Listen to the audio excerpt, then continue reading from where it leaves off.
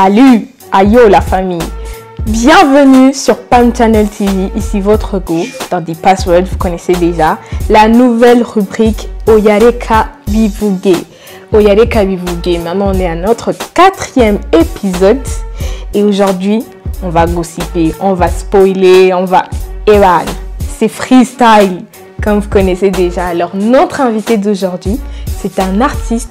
C'est un jeune chrétien, il fait du gospel. Il va nous parler un peu de sa vie, comment il marche dans cette vie-là de chrétienté. Alors, sans plus tarder, j'ai appelé YC Music sur le plateau de Deep Password dans Oyareka Bivuge. C'est parti! Welcome YC Music. What's up, bro? I'm good. Karibu dans Oyareka Bivuge. Merci pour l'invitation. Prenez place. Merci. Sentez-vous à l'aise ici, là, c'est la maison, c'est la famille, tranquille, quoi. Ouais. Déjà, Caleb, c'est un artiste, un jeune artiste. Tu fais de la musique, c'est ça? Ouais, la musique gospel. Et tu vas te présenter un peu, tu me parles de toi, ton parcours et tout. C'est Oyareka Bivuge, on est chill, on est... Vous savez, hein? Ouais. Bon, si je devais me présenter, mon prénom c'est Caleb, Caleb Kitunda, mon nom complet, mais on me connaît beaucoup sur le nom de YC Music, c'est mon nom d'artiste. Ah ouais. Et mon autre surnom qui est le plus connu c'est Yakuza. Yakuza. Ouais. D'où vient le YC? C'est là où vient le YC? Ouais, c'est quelque part aussi d'où vient le YC. Je fais de la musique gospel, je fais du gospel urbain et je fais des études en informatique, en génie informatique, IT, un truc pareil. Ouais. Ok, Caleb s'est présenté. Sans plus tarder, on va commencer notre émission. Et là, j'ai expliqué un peu le concept de Oyareka Bivuge. Là, tous nos guests, ils viennent, ils nous parlent de leur parcours et tout. Alors, sens-toi à l'aise, be free, be chill, be cool.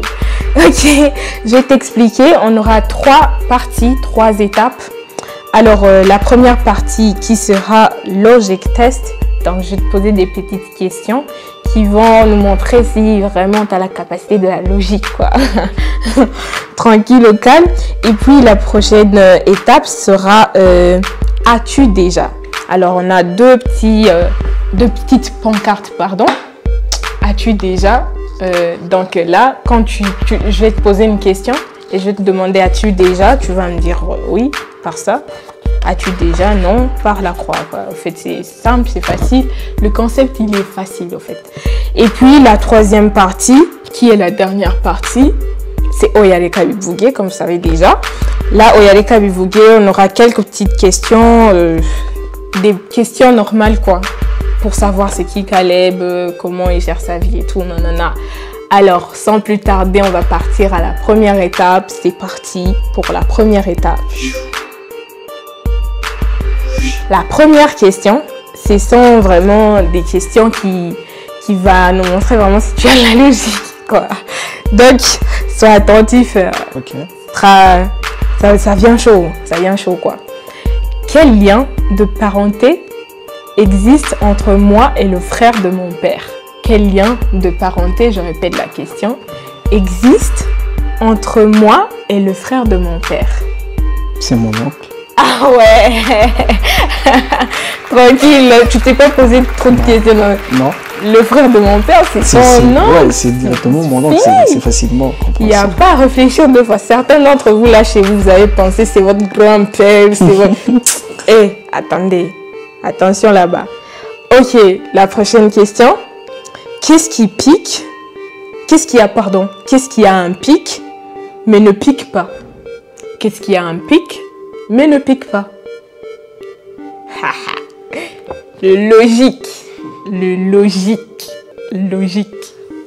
En tout cas, j'aurais aucune idée. C'est une montagne.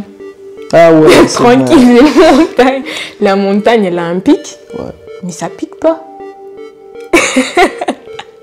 J'espère que chez vous, chers téléspectateurs, vous essayez de jouer au jeu et voir un peu si vous avez... C'est pas aussi facile à cerner. Ouais, c'est pas facile à cerner quand on parle, mais quand c'est écrit, c'est plus facile.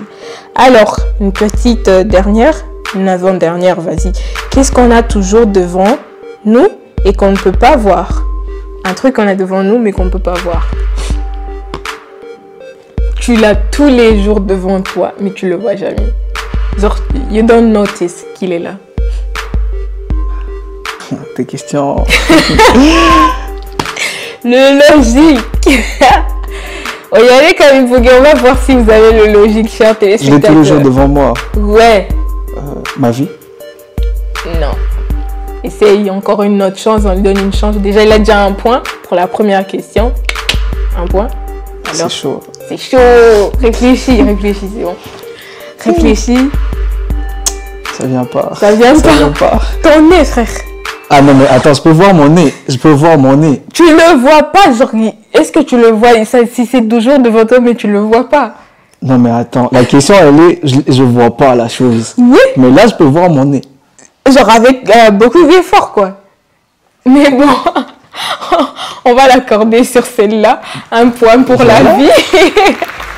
La petite dernière question. Ok. Le père de Jean a 4 enfants. Lucas, Sandra, Julia. Et, point. Comment s'appelle le 4e? Tu peux répéter la question, s'il te plaît. Ok. Dosez.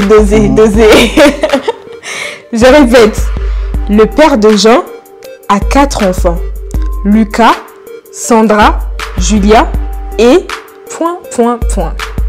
Alors, comment s'appelle le 4e? Ça s'appelle Jean. Ouais. Mais c'est là...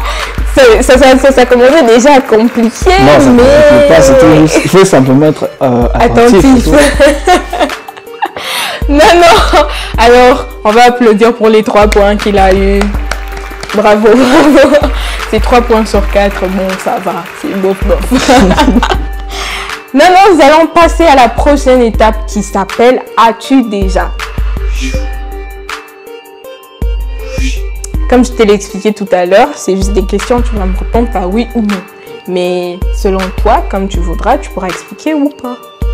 Alors, as-tu déjà été sur un autre continent? Tu as les petites pancartes là devant toi et tu montres juste à la caméra si oui ou non. Non. Donc, c'est l'Afrique. L'Afrique dans le cœur.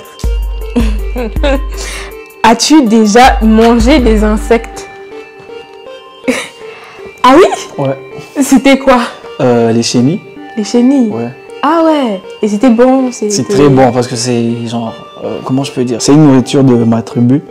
C'est un truc vraiment que j'aime bien aussi. C'est vraiment bon. D'accord. Ok, les chenilles, hein. Faut aller essayer. As-tu déjà douté de toi-même? Ding, ding, ding, ding. Ouais. Ah, tu peux nous expliquer un peu le petit contexte et tout? Douter de moi-même, ça m'est souvent arrivé, du genre, je suis une personne extravertie, et du coup, quand je me rends compte que je m'affiche, bon, je m'affiche pas, mais je m'ouvre aux gens, et que peut-être je reçois pas les réactions auxquelles je m'attendais, ça me fait mal, et je me dis peut-être que j'ai pas fait assez. Wow. Et c'est là où j'arrive à développer des doutes sur moi. Mais c'est un truc qui est normal, je pense. Ouais, ça peut arriver à tout le monde, en fait. Voilà. As-tu déjà fait quelque chose que tu as regretté plus tard? Ça sincère, hein? Ouais. Ouais? Une anecdote ou pas? Non. Donc là, le bas, il est grave. Donc là, on dit c'est rien. chaud. C'est bon. On passe à la prochaine question. As-tu déjà parié sur quelque chose? Ouais. Ouais? Anecdote ou pas? Ouais, c'était... je pense que j'avais 17 ou 16 ans. C'était pendant que j'étais impliqué dans le billard parce que j'aime bien aussi le billard. Et du coup, ça m'arrivait de parier. Pour le fun, quoi. Ouais. Ok, la petite dernière question. As-tu déjà menti pour te sortir d'une situation embarrassante ou difficile? En tout cas, c'est sûr. Ça arrive souvent. C'est plus d'une fois, quoi. Bon ouais, c'est sûr que c'est plus d'une fois déjà. On grandit dans une famille africaine et tout. Tu sais que c'est chaud, Ouais. si tu mens pas et tout ça, tu connais les résultats. C'est grave. Merci Caleb d'avoir pu répondre à ces quelques questions. Maintenant, on va aller passer sur l'étape Oyale Kabivuke ORB, des questions sur ta vie, sur toi. Bon, pas sur ta vie, mais quand même, on veut savoir qui est YC Music, qui est Caleb Kitunda, comme il a dit. Alors, pourrais-tu décrire ou pourrais-tu identifier le moment où tu as réellement décidé de consacrer ta vie à Christ? Parce que, comme je l'ai dit tantôt, c'est un artiste, mais chrétien, il fait du gospel, c'est du gospel urbain, c'est ça on dit? Ouais. Il fait le gospel urbain. Alors, à quel moment tu t'es dit, waouh, YC, tu donnes ta vie à Christ et puis tu te consacres réellement à Christ? Donner sa vie à Christ et se consacrer, c'est deux choses différentes. Et pour moi, donner ma vie à Christ, je peux dire, ça m'est arrivé quand j'ai pris conscience que malgré que j'ai grandi dans une famille chrétienne, je n'étais pas sauvé. Parce que c'est vraiment un truc qui est réel. Il faut avoir, je pense, une révélation pour comprendre qu'on peut être dans une famille chrétienne et ne pas être sauvé. Et moi, ça m'est arrivé, c'était quand j'avais... Attends, je me rappelle plus trop. Mais tu étais encore plus jeune que Mais je pense que j'avais donné ma vie à Christ avant, mais la conscience, elle est venue après. Ouais, la conscience, j'ai acquis cette conscience après. Mais avant, j'avais déjà donné ma vie à Christ. Parce que je me suis fait baptiser quand j'avais 16 ans. Mais je pense que quand j'ai pris conscience que je devais me concentrer, c'était quand j'avais 19 ans, je pense. Ouais, quand j'avais mes 19 ans, c'est quand j'ai eu cette conscience. Et à mes 20 ans, je me suis décidé de me consacrer. Waouh! Vraiment, c'est très beau, hein? Bon, et quelle est la mission que tu trouves que, en tant que jeune chrétien, une mission particulière que tu as en tant que jeune, c'est quoi, en d'autres termes, c'est quoi ton but en tant qu'artiste gospel, par exemple? Bon, mon but en tant qu'artiste gospel, je pourrais dire déjà en tant que jeune, c'est qu'on doit comprendre que la jeunesse, c'est l'avenir.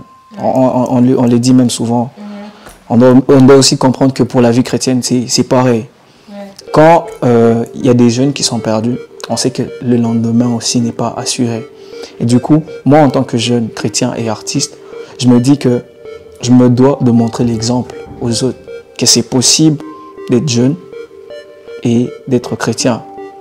Parce que moi, si je n'ai pas les bonnes qualités en ce moment, où je me comporte mal, peut-être que c'est pas moi qui va payer les pots cassés, mais les enfants que moi je vais engendrer, c'est eux qui vont payer les pots cassés, alors que ça ne sera même pas de leur faute. Du coup, moi je me dis, on est censé apprendre de nos grands, corriger les erreurs, malgré que nous aussi on peut commettre des erreurs, mais on apprend, on corrige des erreurs qu'eux ont fait, et on essaye au fait de pouvoir rassurer ceux qui viennent après nous. Ok, c'est très bien. Et tu peux nous dire, actuellement là, tu es nourri par, parce que tu es jeune, tu es artiste, tu es nourri par les réseaux sociaux, quand je parle de la parole, c'est la parole de Dieu, quoi, la parole de Dieu, la Bible et tout. Dans ces deux mondes-là, tu jongles comment? Tu es nourri par quoi? Plus par les réseaux sociaux ou bien plus par la parole de Dieu? Personnellement, je ne vais pas mentir, je dirais que je suis plus dans... Je jongle vraiment dans les deux. Et la chose qui m'a le plus aidé à pouvoir un peu jongler entre les deux, parce qu'avant, j'étais vraiment trop accro au réseau. C'est juste que quand j'ai commencé à faire la musique, quand je me suis consacré à la musique, au début, je me dis que c'était pas trop important, genre la vie chrétienne et tout ça. Je vais à l'église le dimanche, c'est suffisant. Mais je me rends compte que à travers ma musique, je ne transmets pas que les talents que j'ai reçus, mais je transmets aussi ma vie. Et ma vie doit refléter ma musique, tu vois. Et du coup, si je dois jongler entre les réseaux et la parole, c'est du genre, je sais que quand il s'agit de la parole, je suis concentré dans la parole. Même si tu m'écris, tu m'appelles, je te réponds pas parce que je sais que non, là c'est autre chose. Donc chaque chose en son temps. Ouais. Et en parlant de, tu te consacres à la parole et tu fais la musique. Vu que tu fais de la musique, donc ça paye quoi. Alors, si ça paye, donc je lui ai posé une question qui est un peu genre, si tu arrivais à un point où tu avais assez d'argent pour ne pas chercher un emploi, que ferais-tu? Bon, déjà je pense que avoir assez d'argent, ça dépend de la définition d'une personne à une autre. Et personnellement, pour moi, si je me rends compte que j'ai atteint un but que je m'étais déjà fixé, bon, je ne vais pas aller loin. Comme tu as dit, si j'ai assez d'argent et que je n'ai pas besoin de travail, je pense que j'investirai mon argent et j'aiderai les gens dans le besoin. Et je m'impliquerai encore un peu plus dans l'art musical. Ouais. Donc la musique, ce sera la première des choses dans lesquelles tu pourras investir, pardon. On peut dire ça. Ouais, premièrement dans la musique. Ça serait la musique. Ouais, ouais. Ok, alors tu peux nous dire un dernier livre que tu as lu là, il y a récemment? Un dernier livre. Tu lis souvent la Bible? Bon oui, je lis souvent la Bible, mais si j'ai lu un dernier livre dernièrement, bon, je me rappelle plus trop du titre, mais c'était un livre chrétien qui parlait sur... Ça tournait toujours autour de la vie de jeunes chrétiens par rapport à tout ce qui concerne le copinage, des relations et tout ça. Ouais. Tu peux nous en parler un peu vite? Bon. Un peu de mots, quoi. J'ai pas encore fini les livres, mais en gros, le livre, c'est un livre qui cadre en fait, ça parlait d'une fille. La fille, elle est déjà mariée, mais ça parlait de difficultés qu'elle a connues avec sa famille pour être là où elle est maintenant. Et le truc, c'est que le livre concerne plus la relation qu'on est censé avoir avec le Saint-Esprit, au fait. Et avec le Saint-Esprit, est-ce que ça a été une rencontre la plus cool de ta vie que tu aies faite, ou bien il y a encore une rencontre que tu aies faite la plus cool de ta vie, à part Christ, dans le monde, en fait, quoi. Je veux aller dans le sens où, qu'est-ce qui t'a vraiment inspiré à être chrétien et à se dire, voilà, j'ai laissé les trucs du monde et je vais faire l'art, le gospel, mais pas genre être artiste normal, quoi. Mais tu fais le gospel. Qu'est-ce qui a été le grand poids qui a poussé que Caleb soit aujourd'hui un artiste gospel? Bon, l'histoire elle est un peu longue, mais ce qui a déclenché ce côté-là, je pourrais dire que c'est un truc du genre, même dans la Bible il est dit, rendez à César ce qui est à César. Et je pense que quand tu appartiens à Dieu, quand tu es un élu, peu importe, tu vas te perdre, tu vas changer de chemin et tout ça, mais si c'est ta destinée, tu vas toujours revenir. Et je pense que c'est la chose qui m'est arrivée parce que de base, je commençais à faire de la musique normale, j'étais dans la musique mondaine et tout ça. Mais le truc qui était dingue, c'est que j'étais incapable, je ne vais pas mentir. En ce moment-là, j'étais incapable d'écrire. J'avais aucun côté artistique où je pouvais me dire que je peux me tenir debout en tant qu'artiste. Mais quand même, je chantais. Et vu que j'étais dans un groupe, c'est mes potes qui m'aidaient à tout faire. Mais du coup, je me rends compte que quand je me décide de me consacrer, après une année, je deviens apte à écrire, je deviens apte à chanter, à placer les mélodies seul. C'était un truc du genre, ça m'a vraiment fait réfléchir. Et puis après, j'ai essayé de voir des grandes personnes dans la foi et prier moi-même. Je me suis rendu compte que c'était un cadeau que le Saint-Esprit m'avait fait. C'était du genre, tu étais parti loin et voilà, tu es revenu à la maison et voilà ce qui t'attendait. Genre, tu t'étais éloigné de ces choses. C'est comme si je les avais, mais je n'avais pas encore la bonne clé pour ouvrir la porte à ces choses-là. Wow, la bonne clé, the password. Nothing less than the best. Vous voyez, the password. On vous donne la clé pour la réussite, chers téléspectateurs. Et pour finir, je voudrais que tu donnes un conseil ou un advice à nos chers téléspectateurs en tant que jeune artiste et chrétien. C'est quoi le grand conseil que tu pourrais donner à nos chers téléspectateurs qui sont aussi artistes, qui n'arrivent pas à sortir de leur case, n'arrivent pas à se lancer? C'est quoi le conseil que tu pourrais donner à ces jeunes chrétiens? Je pense que apparemment c'est comme si c'était une question mais qui répond à deux questions. Je vais répondre par la première et finir avec la dernière. La première, je dirais d'abord pour être jeune chrétien, pour mieux se comporter, on doit d'abord comprendre que être chrétien c'est un style de vie et c'est pas une sorte de tradition où il y a toujours une marche à suivre. C'est pas qu'il y a une directive qu'on doit nécessairement suivre, mais simplement on doit comprendre que c'est un style de vie. Et quand on comprend que c'est un style de vie, on vit avec ça en fonction de ce qu'on reçoit du Saint-Esprit, au fait. Ouais, ça c'est en tant que jeune chrétien. Et en tant que jeune artiste, je dirais simplement croire en toi d'abord. Parce que si tu ne crois pas en toi, ça sera aussi difficile de pouvoir avancer. Moi, la chose qui m'a aidé, c'est que j'aime bien recevoir les éloges des autres, me dire que non, tu fais bien les choses et tout ça. Mais premièrement, quand je fais de la musique, de base, je la fais d'abord pour moi. Et quand je sens que c'est bien pour moi, c'est tranquille. Il y a une autre personne qui peut me dire j'aime pas. je me dis forcément, c'est pas tout le monde qui est censé aimer ma musique. Il y a ceux qui vont aimer, il y a ceux qui ne vont pas aimer. Donc du coup, tu crois en toi, tu crois en Dieu et tout va avancer. Tu crois en toi, tu crois en Dieu. On va terminer l'émission par ces mots. Merci à vous, chers téléspectateurs, de nous avoir suivis jusqu'à la fin. Merci à YC d'avoir accepté de participer dans Oyale Kalibougué. Merci aussi à Pam Channel de m'inviter. Alors, on se dit à la prochaine pour un nouvel épisode de Oyale Kalibougué. Restez branchés sur Pam Channel TV. Si c'était Ange Katoula, on se dit à la prochaine. Bye. Bye bye. Merci YC. Merci à vous aussi.